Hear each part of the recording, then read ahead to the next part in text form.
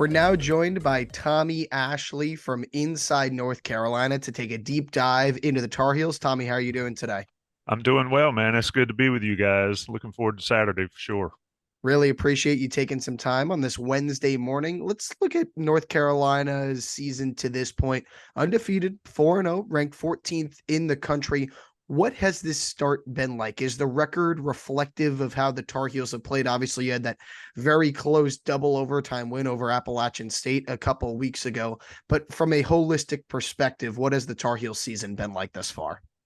Well, going into it, when the schedule was announced, whenever the ACC finally released their schedule for this fall, Mack Brown talked about it was the toughest opening stretch that he'd ever had been as a head coach. Probably a reach there, but at least on paper going in, it looked tough. You had an SEC school, you had a Big Ten school, you have Pitt, who's always a physical team, and then you had App State, who's always a pain in the rear end for P5 teams, especially in North Carolina. So going in, um, I felt confident that they would start strong just being up close and watching the program. But from the outside looking in, folks were skeptical. You knew what you had with Drake Maye. You knew that he was going to produce. The NCAA made sure that Carolina didn't have their number one receiver to this point in the season. So there was a question mark there, but the defense was 100% the question mark. How good can they be? Can they be better than they were last year when, quite frankly, they were awful at times last year? So to be sitting at 4-0 after an open date, I don't think anybody would complain. You've played some physical football teams with some questionable offenses, and we'll get into that as far as Syracuse. But Carolina, the 4-0 start, first since 97, second only 4-0 start since like 83. Not much to complain about, and there's a lot to look forward to because I don't think North Carolina's played close to their best game yet. You mentioned that pain in the rear end that App State is. North Carolina gets the win week one, has a little bit of trouble getting the win, double overtime they had to go to against App State, and then looks better against Minnesota and Pittsburgh. How has the team responded from that close game in game number two against App State? Yeah, they just grind, man. This is a veteran bunch. We've talked about how the COVID years have made teams older and more veteran and more mature, and that's absolutely true for North Carolina. I mean, you have a center on the team that's in his sixth year. You have guys that are in their super senior years. You have young guys that have finally grown up.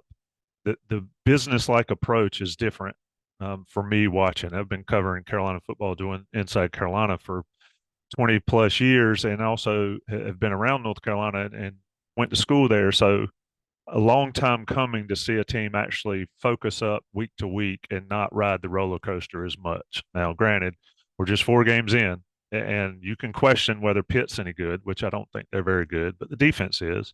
Minnesota may be questionable. App State's probably a middle of the road G5 team, and then South Carolina, uh, who knows how good they're going to be, especially in that conference. So uh, the bottom line, though, is North Carolina's been pretty consistent and they've handled business. One thing Carolina's done over the years is play to the level of the competition. They'll lose to Georgia Tech uh, somehow inexplicably last year, lose to NC State, but be 9-1 to start the season. And then, so there's always been that hiccup game that everybody talks about if you're a Carolina fan. They haven't had it this year. They've been solid. They whipped Minnesota, I felt like. They whipped Pittsburgh. They for sure whipped South Carolina. And then, like I said, the App game is just different. I mean, it's their Super Bowl, and granted, that's a good program. They've won a lot of football games. But when you practice and play all year for one game, like we saw them last year, I'm sure you guys, if you don't, go back and watch the Carolina App State game last year, 63-61, and then App follows that up, beating Texas A&M, and then they fall off the map because they sold everything out for those two big games. And so that game, I don't look at it as much as far as an outlier, but it does offer some questions. Is the defense as good as we think it may be, playing a quarterback that can make plays with his legs and his feet? And that's what the App State quarterbacks was able to do, and that's what Schrader will be able to do Saturday. Does it help that North Carolina is coming off a bye or has an early bye this season to maybe it's kind of a refresher for Mack Brown to tell his guys that there won't be that hiccup because you're able to reset things after only 4 games? Yeah, it's one of those things where if you hear it talked about at Inside Carolina and amongst the fandom that Mac's terrible after the bye. We talked about it on our show last night. It's not really the case. It's about 50-50. So does the bye help as far as getting healthy? Yes. You got guys banged up. Um, when that season starts, it's one thing to hit in practice. It's another to hit in games. They played those physical ball games.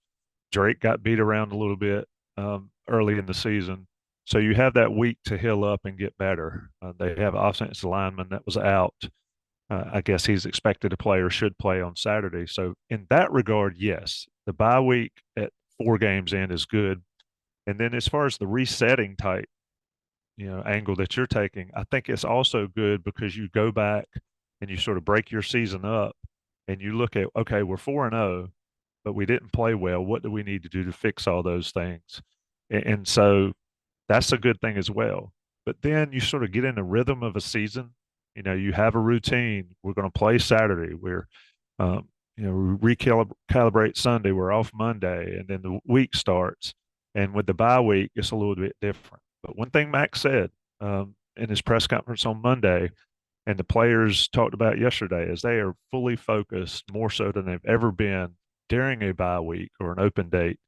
And I think that bodes well for North Carolina, and it's because of that maturity and that veteran leadership, and that's what's different this year. Looking at it, obviously coming off the bye week, hitting conference play in stride. The ACC probably at its best right now. 5 teams in the AP top 25, including North Carolina. 6 different teams were unbeaten heading into week 5. What is kind of the sense, in your opinion, of the strength of the ACC, especially in football, gaining more steam the last couple of years? Yeah, I mean, we'll see how it plays out when the season's over, but obviously Florida State is probably one of your top 4 or 5 teams in the country. Clemson is still good, even though they've lost 2 games. They've got a ton of talent, but everybody else is just kind of in the middle. And I think Miami has played well this year. Is this the year Miami finally does what they've talked about for 20 years? And that's be relevant. We've seen them get all the hype for years and then not do much. So if they're legit, and I think Clemson's still legit, can cause some problems, even though they're out of the championship race. And then Florida State. So you have top 3 teams there that everybody says have to be good, quote unquote, have to be good for the ACC to be good. I mean, then you've got Carolina, you've got Syracuse, and teams like that. So is the league better than it has been? I think yes. But then you look at the bottom 4, you got Virginia, Virginia Tech, Boston College, and Pitt probably. And then you question, well, do those 4 or does that bottom half, and you can even throw Georgia Tech in there after this past weekend, does that bottom third outweigh the top third? And so I think it's probably a wash. It is nice. I think the ACC and I think the member schools need to pump the fact that they are in the top 25. I think in the SEC, and you guys can correct me if I'm wrong because y'all see it from the northern side of it. The SEC hypes themselves across the board. They hate each other within it, but it's all about the SEC, SEC, SEC. And if you've got 3 in the top 4, or 4 in the top 10, or whatever, they let you know about it, across the board. I don't think the ACC does that enough to sort of, they do it on the basketball side, obviously, but I don't think they do it enough on the football side to sort of laud the accomplishments that the conference has made. And they've won some decent ball games. How it all shakes out in the end, though, everybody just looks at ACC football and says, "Yeah, whatever." And it was Clemson and it was Florida State and the rest, the dwarfs forever, and then it was Clemson and the dwarfs. Now I think it's sort of balancing out a little bit, at least at the top. That's a great point. It's something the SEC and the Big Ten, I would say, do really well is hyping up their schools, hyping up when there's a big time matchup, whether it be, whatever, if it's Alabama, LSU, if it's Georgia, Florida, if it's Ohio State, Michigan, it's whatever, that those conferences do a really good job of hyping up their matchups. I don't think you saw the same hype for Florida State Clemson last week when it came to the ACC. Speaking of going to the ACC Championship Game, this is the first year without divisions in the conference. North Carolina obviously represented the Coastal last year in Charlotte. How does that change the calculus of the league? Do you think, maybe it was a good thing for North Carolina being in the Coastal with Miami not being up to speed and then having both Florida State and Clemson on the other side? Do you think that benefits the Tar Heel, or I guess hurts the Tar Heels specifically when it comes to the ACC Championship Game? And how do you view it as a thing for the conference as a whole? Yeah, I mean, I'm not quite sure I have an opinion on the conference as a whole. You'll probably get the two best teams this year for sure. But the issue with the lack of divisions, and certainly North Carolina benefited from being in the Coastal at times. You have to beat Miami, and you had to beat Pitt, and if you beat those two on any given year, you're probably pretty good to make the championship game, as long as you didn't slip up against a Georgia Tech or Virginia or whatever. And I think what did the Coastal have eight different winners in a row there for a while, and then you had the Atlantic battling. North Carolina State fans always talked about down here how Carolina had it easy and they had to play Clemson and Florida State every year. Well, here's the issue this year. Clemson is out of it, I think, with 2 losses. Maybe not, but they probably should be. If the ACC is as good as we're talking about, they should be out of it. But you have Florida State, North Carolina, and Louisville, who all could go 8-0 in the conference because they don't play each other. Louisville doesn't get anybody tough except Miami and Duke, and they're going to get Duke without the quarterback. So you have, maybe you'll get the best 2 teams in that. I think Florida State would be one of them if I were a betting man. In North Carolina, the bottom line is you have to handle business. You're not going to get as much help anymore this year. And if you're Louisville, all you need to do is win the games you're supposed to win, upset Miami, and you very well could be in the ACC championship. And so there's that weird dynamic, and I don't know if it helps or hurts particular schools, especially if you were in the Atlantic last year. It helps you, but the bottom line, the conference wants the 2 best teams in it. I just don't like the fact that a team like Louisville, and it's to no fault of their own, it's the conference, doesn't play, could conceivably get to the ACC championship game without playing the top 4 teams in the conference. That makes no sense. It's one of those things why the ACC is sort of catches flack from elsewhere. But anyway, it'll be interesting to see. But the bottom line is, if you're a team like Carolina, handle business. Don't lose to who you're not supposed to, and beat somebody maybe you weren't supposed to, and go from there. I think they've got a good shot as any, though. It'll also be interesting when the conference expansion comes into play, and then you're playing even more teams. So you're playing less teams within the conference each year after you had more. Shifting back to North Carolina specifically, we talked about the bye, talked about the 4-0 start. What does that mean necessarily for the program? What is the vibe in terms of Mack Brown as the head coach, and what is the vibe around the program that he's done to kind of revive it a little bit since he's gotten here? Well, in the 2 years prior, and Mack will get on this soapbox a lot, and he's right. He did it this past Monday. The 2 years before he got back to North Carolina, they'd won 5 football games. And I think maybe one of those was a P5 game, something like that. Since he's been back, they've gone to the Orange Bowl. They've been ranked pretty solidly. They should have beaten number 1 Clemson in that first year. Kenan Stadium's been full. You have Sam Howell, who, let's be honest, should have been drafted way before the 5th round, I believe it was, by a certain local team that's awful down here in North Carolina. And then you have a quarterback like Drake Maye who's getting Heisman conversation. I mean, Mack knows how to play the game as far as managing the media and managing and hyping up when he needs to and all. But that 6 and 7 year, 2 years ago, was tough for North Carolina, and it sort of set them back on the recruiting trail. But on the whole, look, I've been following North Carolina. I'm going to date myself, especially with you guys. I went to the first North Carolina game I ever saw when I was 2 years old. That was 50 years ago. I've seen a lot of decent football and a lot of bad football. over those years, with one or two or three or four of the years being, you know, great above expectations. Mack has brought excitement back. The students are in it. The fan base is solidly in it. Keenan Stadium is rocking. I think it'll be a great atmosphere on Saturday. And so he's done his job to get it back.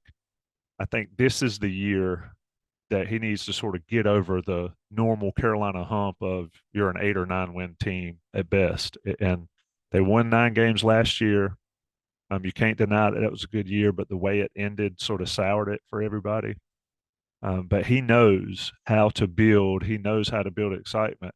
Now they just need to produce on the field above and beyond what he's already done. But look, I went to the Orange Bowl and saw Carolina play Texas A&M. I mean, when was the last time that happened for North Carolina? Never in the Orange Bowl. So he's certainly done his job getting it back to where it needs to be. They just need to take the next step, and this year is a logical time to do that. Something that fascinates me is no matter how good a job Mack Brown does, how does the football program compare to basketball? I could see Michael Jordan in the 1982 championship game behind you. How does, is success on the football field, will it ever eclipse basketball at North Carolina? No matter how good the football team is? Well, if the basketball team doesn't get it in gear, it certainly could. But to the normal fan or to the average North Carolina fan, I don't know. I know a ton of people that prefer football just because of the pageantry, the tailgating, and all that. Um, they both can be good. When Mack left in 97, 98, Carolina went to back-to-back Final Fours that year. Had Vince Carter, Antoine Jameson, probably should have won the national championship, at least one of those. Clearly the best team in 98. And Mack's football teams were 11-1 and 10-2. So you can be up on that level, but Mack left maybe because they weren't willing to admit within the power structure that football was on that level. So I think from a financial standpoint, you need basketball to be good, but you need football to be really good because that's where the money is. If you polled an average North Carolina fan, I'd probably say you're going to get most of them are basketball first folks. I mean, both. And I don't want anybody to watch this saying I'm banging on a certain North Carolina fan. I'm not. But if they had to choose, they'd rather go to a basketball game than a football game. I think that gap has closed, especially since Mack's been back. And I think they both can be good, on a national scale. Probably not, because that's all we hear about is North Carolina basketball. But locally, I think it's tightened up a little more than maybe people on the outside looking in think. Something that can draw more fans to football is an exciting quarterback to watch. Drake Maye, one of the best quarterbacks in the country. Him and Sam Howell had that one season where they were together in 2021. I thought it was interesting kind of listening to what he said about that at the media days. Drake Maye has been great so far this year, 70% completion percentage, averaging around 300 passing yards per game. How is this start to this season compared to what he did last year with UNC? Yeah, I mean, last year he went nuts, right? Right out of the gate, he played well against Florida A&M, and then the App State game, you put up 63 points. There's probably a good chance your quarterback's going to have some crazy numbers. He did that. This year, the numbers aren't as high as that, but I've said it, and I will pound the table saying it. He's a better quarterback. And one thing about Drake, and I'll say this off the top and then explain it, all he cares about is winning. All that Heisman talk last year, I think it became a little bit of a distraction, though they would never admit that. But all he cares about is winning football games. So what has he done this year, and what has Mack Brown done to help him? You bring in Chip Lindsey, offensive coordinator that wants to be more balanced, but also as a teacher, a quarterback coach that has helped Drake with his footwork, his game management, and all that. And you bring in Clyde Christensen, who we all know, Tom Brady, Andrew Luck, Peyton Manning, that Clyde Christensen. And so the goal was to make Drake a better quarterback, not make Drake have higher numbers. And we hear all the talk about, Michael Penix from Washington, Caleb Williams from USC, even Shedeur Sanders, which is, in that discussion, who's in that discussion. But Drake is going to be a top 2 or 3 pick in the NFL. His ability to manage the game, know when to check in and out of plays. That's something that college quarterbacks don't do a ton, is they don't give them that freedom, but you do it all the time in the NFL, right? So Drake has done that multiple times a game, and his team wins. And a couple of the interceptions, I think he's made one bad throw, honestly, one bad throw on an interception this year. And if you look at the numbers, to have turnover worthy plays or whatever, those are lower.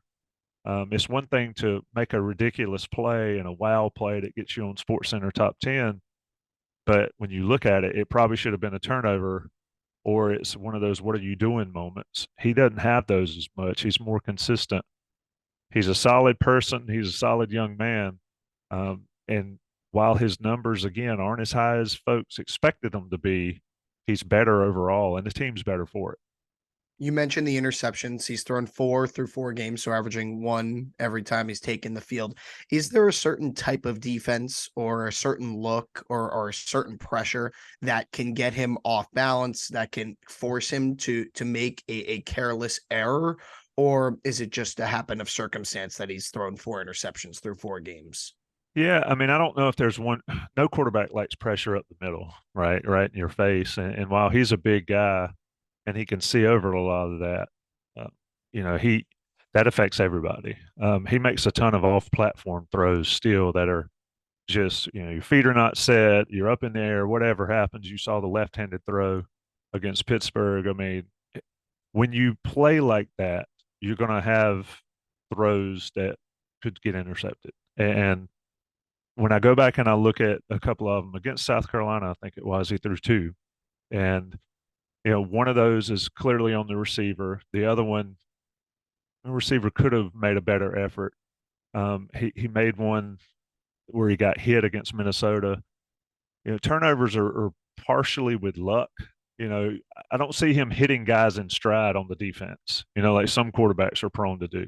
Even some of the great ones will throw it directly to somebody. I haven't seen that a lot.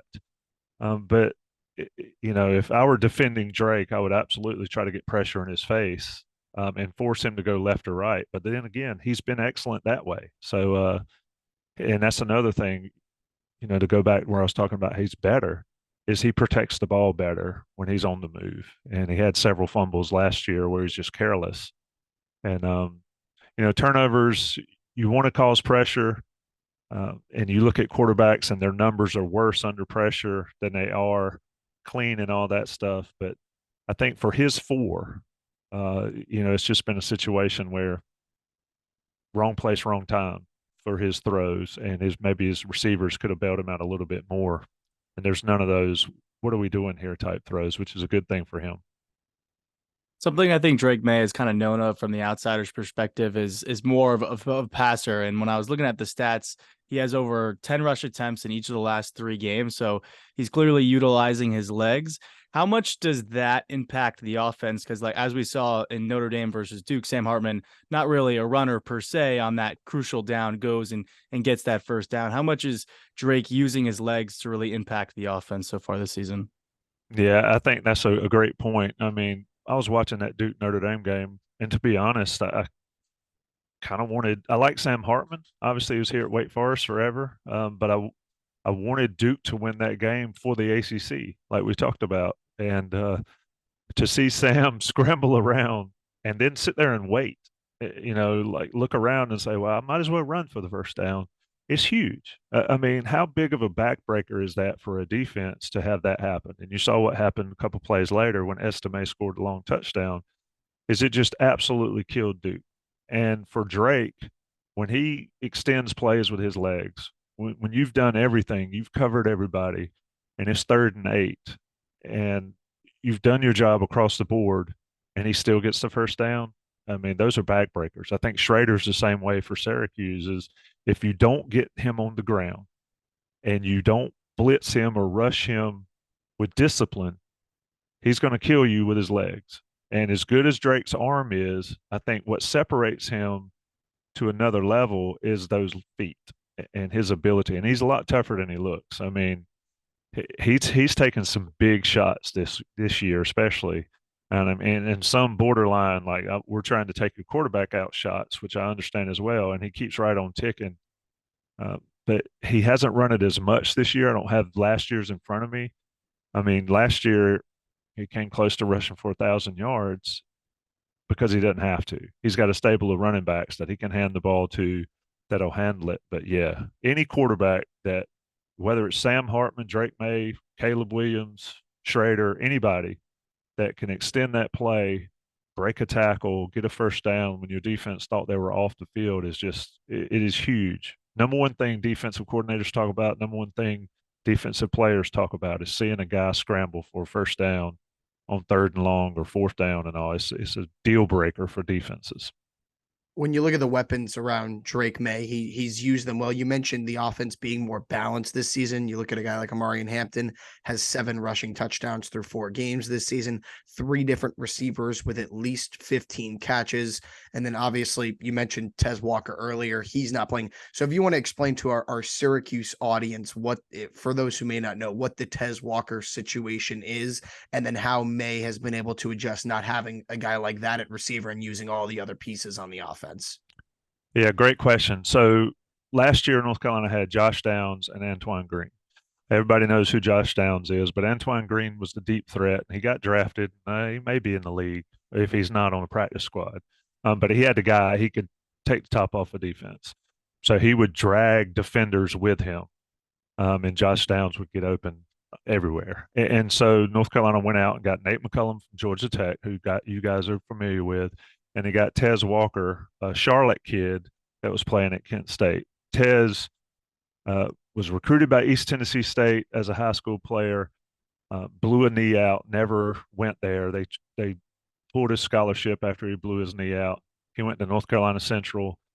North Carolina Central cancels their season due to COVID, but they did have spring practice before they canceled everything. They canceled the season. He goes to Kent State to play football, and he blows up out there. I mean, his second year at Kent State, torched Georgia, outran everybody on Georgia's team, outran everybody on Washington's team, and he wants to come home to play closer to home so his family can go, his grandmother, all that. And he goes to Carolina. He commits to North Carolina. He enrolls on January the 9th. The NCAA had talked about a rule limiting 2-time transfers back in the fall, but they didn't actually put it into practice until January 11th, 2 days after Tez enrolled. North Carolina still knew they needed a waiver, but quite frankly, they just assumed that they were approving everybody's waivers. This is a guy that checks all the boxes as far as the waivers, and folks can do their research on that. And it never came. Repeatedly, they said, nope, not going to do it. Well, he's got this. Nope, not going to do it. And now, shortly before the South Carolina game, they said he was not eligible. And it's sort of been a week-to-week thing. So North Carolina's had to deal with not having him and practice all spring with Drake, all summer working with Drake and Nate McCullum. And so it pops up and you think you're going to have a guy and you don't. Well, that leaves you without your number one. And so people have to step up. You mentioned the guys with receptions. J.J. Jones has been a guy that's stepped up, and he's become sort of that deep threat. Gavin Blackwell's in that bunch too. He had probably a concussion against Minnesota, and he was out for Pitt, but he's a guy that can get deep. But Nate McCullum's really been a factor. He was out the first 2 games and gives Drake that underneath option that can get open and forces you to, I always call it gravity. And I don't know if it's just weird to talk about, but if a guy's really good, then everybody's sucked into him, and like gravity pulls everybody into the earth or to the sun or whatever. Nate's that guy underneath, and it allows people to get deep. That's why the Walker absence is huge for North Carolina, because he's a guy that can outrun everybody. And if you don't commit 2 to him, then you've got trouble underneath as well. So I think what most outside observers of North Carolina don't pay attention to those tight ends. They've got 3 solid tight ends. They absolutely cooked South Carolina with those guys: Bryson Nesbitt, Amari Morales, and John Copenhaver, who broke his hand. Those guys have 3 unique skill sets. If you could combine those guys into one, you'd have like Travis Kelce or somebody like that. But they're 3 unique guys that can do much much more things on the field, and then you have those receiving corps. You talked about 3 over 15, but if you look how many different people have caught passes for North Carolina, and those numbers will go up. If you look at it last year, I mean, Drake finds the open guy, and all it takes is one to get open on a given play. But without Walker, Carolina's certainly less explosive, but they're just more methodical, and then that leads you to Amari and Hampton having 7 touchdowns because you drive the ball, you don't have a 40-yard touchdown pass, you have a grinded out drive that ends with Amari on 2 yards out. So multiple ways to score, just a little less explosive without Tez Walker out there. Switching over to the defensive side, K'Mon Rucker, a linebacker kind of defensive line hybrid, has 4 sacks already, career high for him. What are, including him, what are the players that Syracuse should watch out for on that defensive side of the ball? Well, Rucker's a mess to deal with, and if you've got a tackle on either side that can handle him one-on-one, then you've probably got a pro prospect. Without question. And Rucker has been that guy. South Carolina saw it. They wanted to continue to block him single with one guy, and he just wrecked South Carolina and wrecked Spencer Rattler. He's got a ridiculous motor, and he's always going to be coming to get you. North Carolina also has a couple others, and if you look at the top of the tackle chart, it's Cedric Gray and Power Eccles, the 2 linebackers. Cedric Gray is the leader. He's probably an All-American or at least second or third team All-American, All-ACC. He's another guy that makes plays. Power Eccles will hit, and he will fill the gaps and hit. But if I'm looking at North Carolina's defense, you've got the defensive line rotates probably 7 or 8 guys consistently, Rucker being the best, Des Evans, number 10. If you're on the football field and you see Des Evans in pads dressed out, you see a prototypical stud of a defensive end. He's that guy. The issue with Dez has been over the years is actually playing that way, and he's come along this year and done a little more. But I think Carolina's cornerbacks. I think if you don't mention Elijah Huzzy when you're talking about North Carolina's defense, then you're missing a huge portion of why this defense has been better this season. Huzzy has been forced into the star role or the nickel corner, whatever terminology you want to use, due to an injury to DeAndre Boykins preseason. But Huzzy is a ball hawk. He's all over the field. You saw him against Pitt. He had a couple long punt returns, including a touchdown, a couple interceptions. Just a guy that can make plays all over the field. And then Marcus Allen. I know Syracuse has got some tall, long receivers. Marcus Allen's a 6'1", 6'2" guy at corner. Tayon Holloway's another one that's got some length at corner.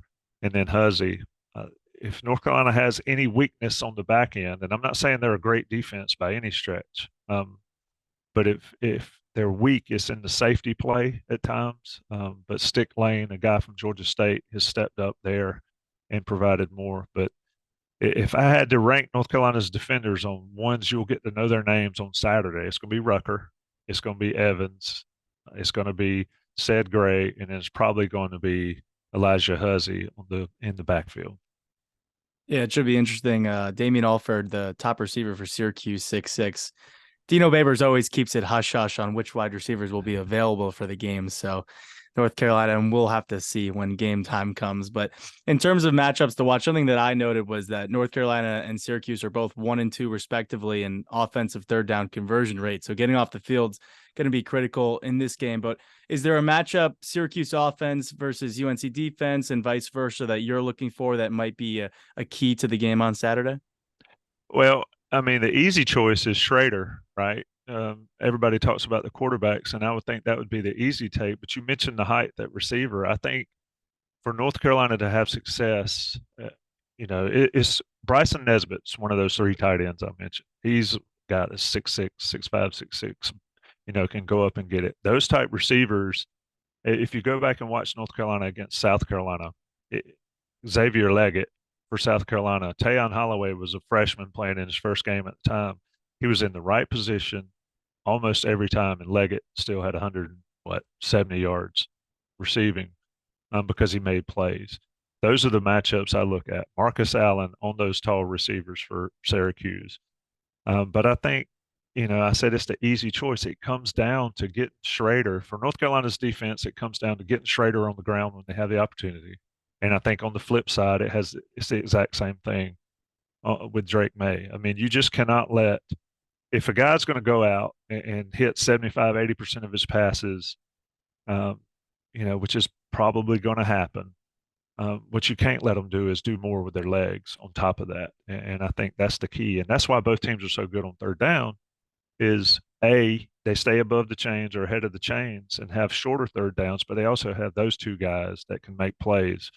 So I would say, watching for me, I'm saying North Carolina's linebackers against Schrader, with the cornerbacks mixed in there, but also on the other side for Syracuse is can they contain Drake and not let him get outside or make plays with his feet, and then when it comes down to short yardage, make some plays on British Brooks and Amarion Hampton, because I think it could be another grind type game.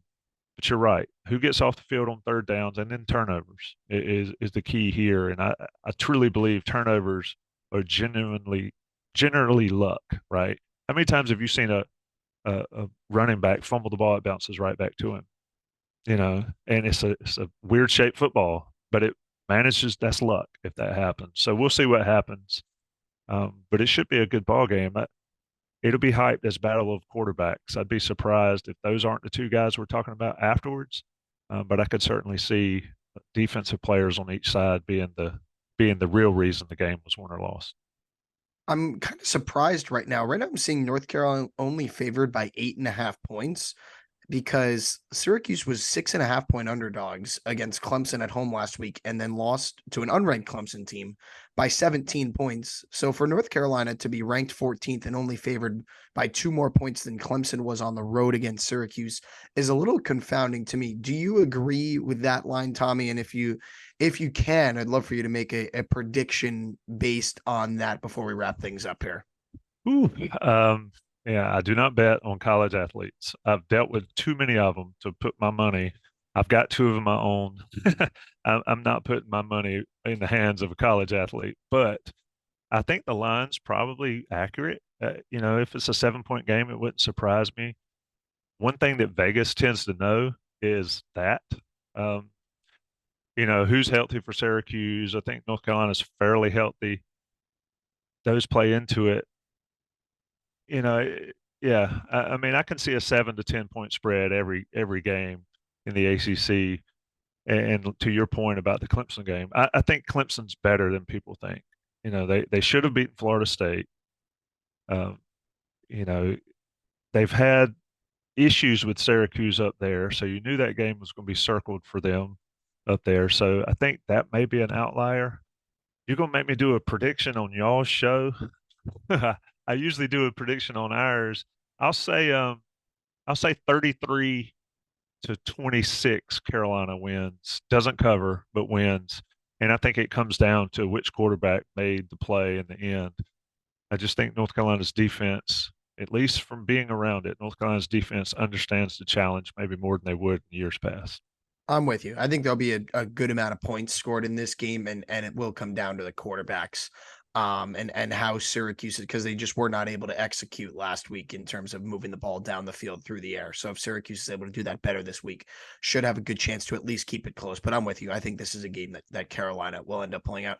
Tommy, where can people find your stuff, listen to your podcast, read your work, all that? Awesome. Yeah. Inside Carolina. So it's www.insidecarolina.com. Of course, we have a very active message board community. They are the premium boards are where it's at, but we've got free boards on there. And then all the podcasts, on Apple and YouTube, our YouTube channel, the Inside Carolina YouTube channel, we put all this stuff up. A ton of great content across the board, a ton of articles on Syracuse going in this week, of course, and then game coverage with all the press conferences and all that'll be there. But yeah, definitely InsideCarolina.com is where it's at. And I appreciate you guys having me on. It's been fun. It's always fun to talk to the quote unquote other side. And we can't do that a lot down here, being with Duke and NC State and Wake Forest. It just doesn't work a lot down here. So it's been a pleasure to join you guys. Absolutely. Thank you so much, Tommy. Really appreciate your time and great chatting with you as well.